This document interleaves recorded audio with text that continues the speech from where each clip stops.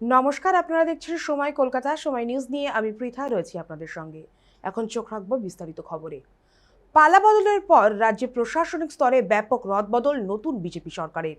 তৃণমূল জমানায় যাদের বিরুদ্ধে নানা রকম অভিযোগ উঠেছিল তাদের বিরুদ্ধে শাস্তিমূলক ব্যবস্থাও করা হয়েছে, কিন্তু এবার পুলিশেও বড়সড় রদবদল করা হলো। একসঙ্গে সরিয়ে দেওয়া হলো 179 জন আইপিএসকে। এ বিষয়ে আরো বিস্তারিত জানবো। ফোন লাইনে রয়েছেন আমাদের প্রতিনিধি দীপ সেন। দ্বীপ, পুলিশে বড়সড় রদবদল, একসঙ্গে 179 জনের কাছাকাছি আইপিএস কে সরিয়ে দেয়া হচ্ছে। কারা কার নাম রয়েছে এই তালিকায়, কেনই বা এই রদবদল, কি জানতে পারছো? রাজ্য পুলিশের কিন্তু বিশাল রদবদল হলো আজকে। প্রায় 179 জন আইপিএস অফিসার বা পুলিশের উচ্চপদস্থ আধিকারিক তাদের কিন্তু বদলি করে দেওয়া হলো।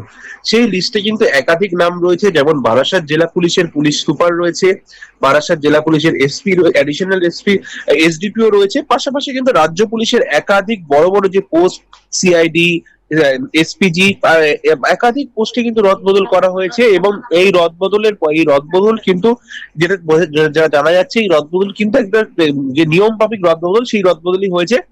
আমি তোমাকে জানিয়ে রাখি যে 1 মাস অতিক্রান্ত হয়নি, 1 মাস অতিক্রান্ত হয়েছে, নতুন সরকার এসছে, তারপরে এই রাজ্য পুলিশের বিশাল রদবদল।